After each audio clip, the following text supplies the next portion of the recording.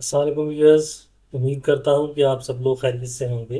अगर मैं आपको ये बताऊँ कि जितनी बड़ी बड़ी कंपनियां हैं, मिसाल के तौर पे नाइकी, एप्पल, सैमसंग, ये अपने जितने भी प्रोडक्ट या रॉ मटेरियल बाहर से इंपोर्ट करके अमेरिका में लाते हैं, तो जितनी भी इनके ऊपर टैरिफ्स या कस्टम ड्यूटी लगती है, ये उसका 10 से 25% तक ही पे करते हैं।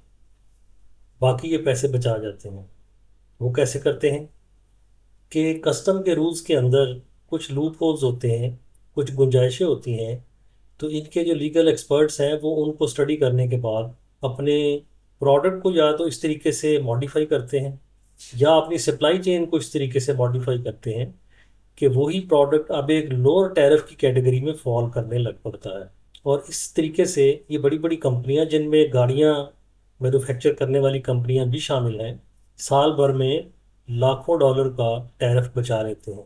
और ये सब कुछ जायज़ तरीके से किया जाता है, इसमें कोई चीज़ गैर कानूनी नहीं होती। प्रेसिडेंट ट्रंप के टैरिफ बढ़ाने से पहले भी ये कंपनियां इस तरीके से अपना टैरिफ बचाती थी। और अब जबकि टैरिफ्स बहुत ज़्यादा बढ़ गए हैं, तो हमारे जैसे एक आम सेलर के लिए भी ये ज़रूरी हो गया है कि वो इन सब कवानीन को जाने और जहाँ तक हो सके इनका इस्तेमाल करके अपने टैरिफ को कम से कम करें, ताकि वो अमेरिका में जाके अमेज़ॉन पे या किसी और मार्केट पे अपना प्रोडक्ट अच्छे प्रॉफिट पे बेच सके। आज की वीडियो में मैं आपको 8 ऐसे तरीके बताऊंगा जो ये कंपनियां इस्तेमाल करती हैं। ऐन मुमकिन है कि इनमें से कोई तरीका इस्तेमाल करते हुए आप भी अपना टैरिफ कम करने में कामयाब हो जाए। तो आइए बढ़ते हैं आज की वीडियो की तरफ।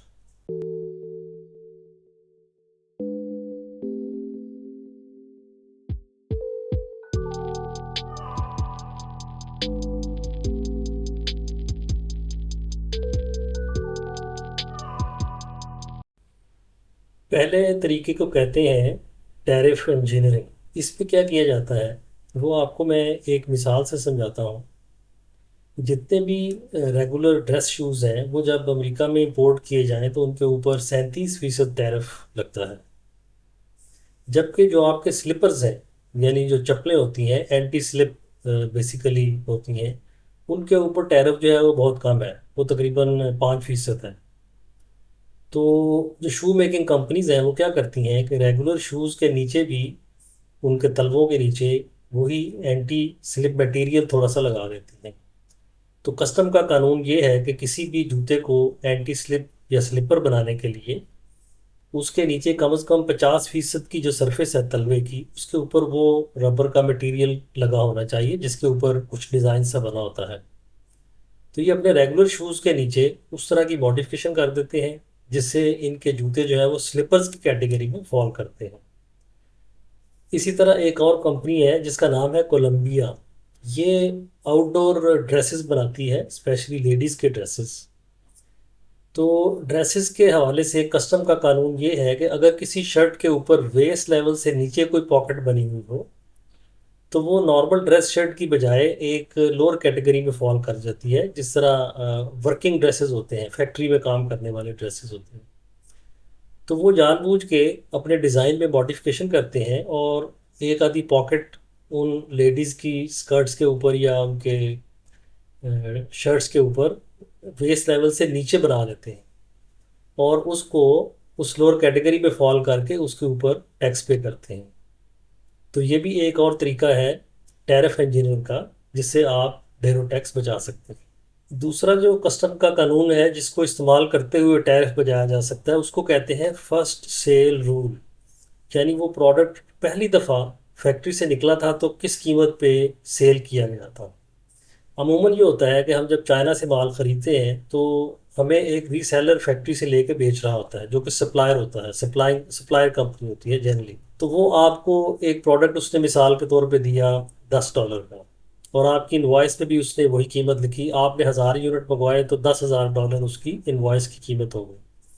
अब आप जब टैक्स पे करेंगे कस्टम पे, तो $10,000 पे करेंगे, और आजकल के हिसाब से अगर 100% ड्यूटी लगी हुई है तो आप $10,000 मज़ीद पे करेंगे उसके ऊपर, और वो हर आइटम की कीमत $20 बन जाएगी।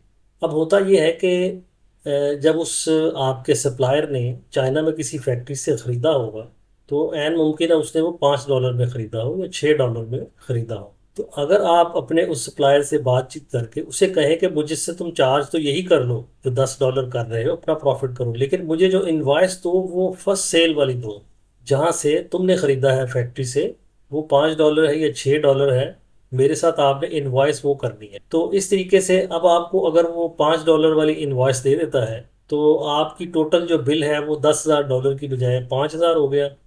5,000 पे आप 100% ड्यूटी देंगे तो टोटल आपका $10,000 का आइटम लैंडिंग प्राइस उसकी बन जाएगी। तो इस तरीके से इस कानून को आप इस्तेमाल कर सकते हैं अपने सप्लायर से बातचीत करके कि उसने जो फर्स्ट प्राइस है जहाँ से उसने ख़रीदा है मुझे इनवॉइस उसकी बना के दें। ये सब चीज़ें आपको फिर जब आप कस्टम में पेश होते हैं, आपका सामान पेश होता है, तो साथ ही पूरी डॉक्यूमेंटेशन होनी चाहिए, पूरी चेन उसके साथ शामिल होनी चाहिए। और बीच में किस किस ने ख़रीदा वो सारा रिकॉर्ड भी इसमें मौजूद होना चाहिए, और ये चीज़ भी बिल्कुल कानूनी है, आप इस तरीके से भी पैसे बचा सकते हैं। तीसरा तरीका ये है कि आप वो प्रोडक्ट जो अमेरिका में इंपोर्ट करते हुए जिस पे आपने टैक्स अदा किया था, इंपोर्ट ड्यूटी अदा की थी, अगर वो बेचते हुए आपने किसी साथ वाले मुल्क में एक्सपोर्ट कर दिया है तो आप रिफ़ंड के लिए अप्लाई कर सकते हैं। उसके लिए प्रॉपर डॉक्यूमेंटेशन करके आप कस्टम वाले ऑफिस को अप्लाई करते हैं और आपका वो रिफंड वापस कर देते हैं। कस्टम ड्यूटी बचाने का चौथा तरीका है कि आप उसका कंट्री ऑफ ओरिजिन चेंज करते हैं। मिसाल के तौर पे अगर एक प्रोडक्ट का कंट्री ऑफ ओरिजिन चाइना है तो उसके ऊपर 100% टैरिफ है, लेकिन अगर इंडिया है तो उसके ऊपर 50% टैरिफ है, अगर वो मैक्सिको है तो उसके ऊपर 25% टैरिफ है। तो आप क्या करते हैं कि उस प्रोडक्ट का कंट्री ऑफ ओरिजिन मैक्सिको कर देंगे, उससे आपका टैरिफ कम होकर 25% रह जाएगा।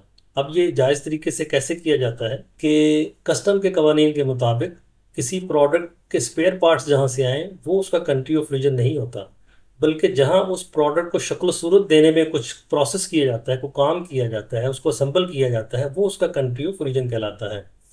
तो मिसाल के तौर पे अगर एक बाइसिकल है, आप उसके सारे पार्ट जो है वो अलहदा से मंगवा लेते हैं। मैक्सिको चाइना से अगर आने हैं तो डायरेक्ट उनके ऊपर 100% टैरिफ है। आप मैक्सिको मंगवा लेते हैं क्योंकि मैक्सिको में मिसाल के तौर पे बाइसिकल के ऊपर 25% टैरिफ है। तो आप उसके स्पेयर पार्ट्स मंगवाएंगे चाइना से मैक्सिको में या इंडिया में, वहाँ उनको अपनी एक फैसिलिटी ख़रीदें और वहाँ पे उसको असेंबल करवाएं, और अब वो वहाँ से जब शिप होकर आएगी तो ये मेड इन इंडिया या मेड इन मैक्सिको कहलाएगी। लिहाजा अब इसका कंट्री ऑफ ओरिजिन चेंज हो गया और उस नए कंट्री के मुताबिक उसके ऊपर टैरिफ लगेगा।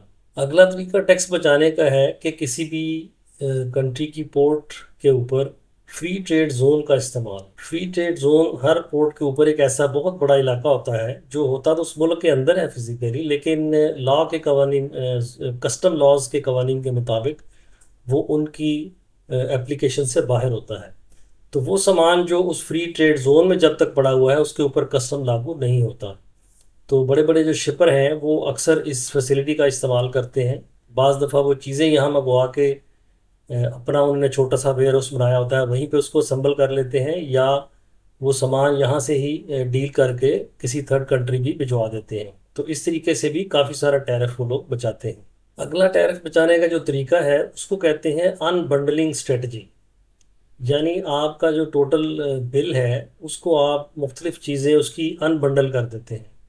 मिसाल के तौर पे एक बाथरूम का हैंडल है या एक कंप्यूटर का स्पीकर है जो मैंने इंपोर्ट किया है, तो उसके अंदर जो प्राइस लगी हुई है बिल में, इनवॉइस में, वो ऐन मुमकिन है कि एक तो कोर प्राइस हो स्पीकर की, लेट से $5, और कुछ मैंने मॉडिफिकेशन करवाई, अपना डिज़ाइन बनवाया, उसकी फ़ीस है $1 पर आइटम। उसके अलावा उसकी जो बॉक्सिंग है, पैकिंग मटेरियल मैंने खूबसूरत सा बनवाया है, गत्ते का डिब्बा बनवाया, उसकी कीमत है $1। और उसके अलावा उसके अंदर सॉफ्टवेयर है, उसका लाइसेंस फ़ी भी है $3-4। तो इस सूरत में जो कोर फ़ी है वो उस प्रोडक्ट की वो $5 है, और जो बाकी चीज़ें हैं उनके ऊपर असल में टैरिफ नहीं है। मिसाल के तौर पे गत्ते का डब्बा पैकिंग का उसके ऊपर टैरिफ नहीं है, और इस तरह जो सॉफ्टवेयर है उसके ऊपर टैरिफ नहीं है। तो मैं अगर बिल बनवाते हुए उसे कहूँ कि इन सब चीज़ों को तुम अनबंडल कर दो, अलग-अलग मेरे से चार्ज कर लो, और यही तफसील जो है उस इनवॉइस के अंदर लिखी होनी चाहिए। तो अब जब वो सामान पेश होगा कस्टम के लिए अमेरिका में आके, तो वो जिन चीज़ों पे टैरिफ नहीं बनता उसके ऊपर नहीं लगेगा, और वो कोर आइटम जो है स्पीकर जो है सिर्फ उसके ऊपर टैरिफ लगेगा। तो इस तरीके से भी काफ़ी सारा टैरिफ आप बचा सकते हैं। अगला तरीका है जनाब, उसको कहते हैं कटिंग दी कॉर्नर। यानी आप अपने प्रोडक्ट के अंदर क्वांटिटी की या साइज़ की कोई तब्दीली कर लेते हैं जिससे कस्टमर को तो पता नहीं चलता, लेकिन आपके प्रोडक्ट की जो कॉस्ट है मैन्युफैक्चरिंग की वो कम हो जाती है। तो मिसाल के तौर पे मैं आपको बताऊं कि पाकिस्तान में जो बिस्किट्स मिला करते थे वो एक ज़माने में उनका साइज़ काफ़ी बड़ा होता था, एक बिस्किट का वज़न भी ज़्यादा होता था। अब जो जो महंगाई हुई है पिछले 3-4 सालों में, तो उन्होंने क्या किया है कि डब्बे का साइज़ तो वही है, लेकिन अंदर जो इंडिविजुअल बिस्किट्स हैं उनका साइज़ कम कर दिया है। बाज़ ने उन बिस्किट्स की क्वांटिटी कम कर दी है, और छोटा सा बहुत बारीक सा डब्बे के बाहर जहाँ वेट लिखा होता है, वो नया वेट वो लिख देते हैं। तो वो वेट तो कोई पड़ता नहीं है, खरीदते हुए साइकोलॉजिकली कस्टमर समझता है कि वही चीज़ है और सस्ती बिक रही है, उसी भाव बिक रही है, महंगी नहीं हुई। हालांकि असल में उन्होंने क्वांटिटी कम कर दी है। तो इसको कहते हैं कटिंग दी कॉर्नर्स। तो इस तरीके से आप अपनी प्रोडक्ट का जो पैकिंग मटेरियल है उसको हल्की क्वालिटी का कर सकते हैं। गत्ते की पैकिंग की बजाय आप प्लास्टिक की पैकिंग में उसको ला सकते हैं। और अब मैं आता हूँ आखिरी तरीके की तरफ। वो ये है कि अगर आपने अमेरिका में, नॉर्थ अमेरिका में अपना कंबाइंड अकाउंट खोला हुआ है जिसमें आप कनाडा और मेक्सिको में भी बेच सकते हैं, तो कनाडा में बेचने का एक तरीका तो ये है कि आप इंटरनेशनल लिस्टिंग बनाएं। आपका सामान अमेरिका में आया हुआ है और यहाँ से आप लिस्टिंग को एक्सपोर्ट करते हैं, जिसको BIL भी कहते हैं, बिल्ड इंटरनेशनल लिस्टिंग। उसमें तो ज़रूरी है कि सामान आपका पहले अमेरिका में आए और अमेरिका के किसी डिस्ट्रीब्यूशन सेंटर में अमेजोन के पास पड़ा हो। आप एक और तरीका भी इख्तियार कर सकते हैं, आप अपना सामान डायरेक्ट कनाडा भी भिजवा सकते हैं और कनाडा में बेच सकते हैं। उसका तरीका क्या होगा कि आप इसी सेलर सेंट्रल में लॉग इन करते हुए USA की बजाय कनाडा चूज़ करें, वहाँ जाके अपनी लिस्टिंग बनाएं, और वहाँ के ऊपर जो कस्टम के और कवानीन है, अपना सॉरी चार्जिंग मेथड और रिसीविंग मेथड, पैसों के बैंक अकाउंट लिस्ट करना, अटैच करना, वो सारा कुछ आप कर लें। वहाँ के इनकम टैक्स के कवानीन भी आप फॉलो कर लें। और अब आप इसी अकाउंट के थ्रू जब आप शिपमेंट तैयार करेंगे तो वो आपको कनाडा के किसी डिस्ट्रीब्यूशन सेंटर का एड्रेस देगा। आप उसके तहत शिपमेंट मंगवाएं कनाडा, तो सामान आपका चाइना से या किसी भी मुल्क से कनाडा जाएगा। लिहाजा अमेरिका के जो टैरिफ हैं जो आजकल आसमान से बातें कर रहे हैं, आप उनसे बच जाएंगे और वहाँ पे अब आप कनाडा में अपना सामान बेच सकते हैं। तो इससे फ़ायदा ये होगा कि आप जो इमीडिएटली टैरिफ लगे हुए हैं और अभी पता नहीं है कि ये किस जगह पे जाके ठहरेंगे, आप इससे बच सकते हैं। और आपने सामान अगर होल्ड किया हुआ है वहाँ पे चाइना में, तो जल्दी से आप अपने इस कनाडा वाले अकाउंट को एक्टिवेट करें, इसके अंदर लिस्टिंग बनाएं और यहाँ से शिपमेंट तैयार करें और अपना सामान कनाडा भेजें और कनाडा में बेचना शुरू कर दें। अलबत्ता ये ख्याल रहे कि अब आपका जो ट्रेडमार्क अमेरिका में रजिस्टर है वो वहाँ पे वैलिड नहीं होगा, और अगर पेटेंट का इशू है तो वो भी वहाँ पे वैलिड नहीं होगा, बिकॉज कनाडा के लिए अपना पेटेंट और अपना ट्रेडमार्क होना चाहिए अगर आपने रजिस्टर करवाना है। तो आर्जी तौर के हल के लिए तो आपको चाहिए कि आप जेनेरिक के तहत वहाँ पे बेचना शुरू कर दें, वहाँ पे ट्रेडमार्क रजिस्टर ना करवाएं, क्योंकि कनाडा की मार्केट इतनी बड़ी नहीं है, वो उसकी आबादी बहुत कम है और वहाँ सेल भी ज़ाहिर है स्लोली होगी। लेकिन ये कि आपको इमीडिएट एक सोल्यूशन मिल जाएगा कि इस सिचुएशन में जो सामान फंसा हुआ है उसका क्या करना है। तो उम्मीद है कि इन तरीकों में से कोई एक तरीका इस्तेमाल करते हुए आप भी अपना टैरिफ कम कर सकेंगे या अपनी फंसी हुई शिपमेंट को आगे चला सकेंगे। टिल नेक्स्ट वीडियो, अल्लाह हाफिज़।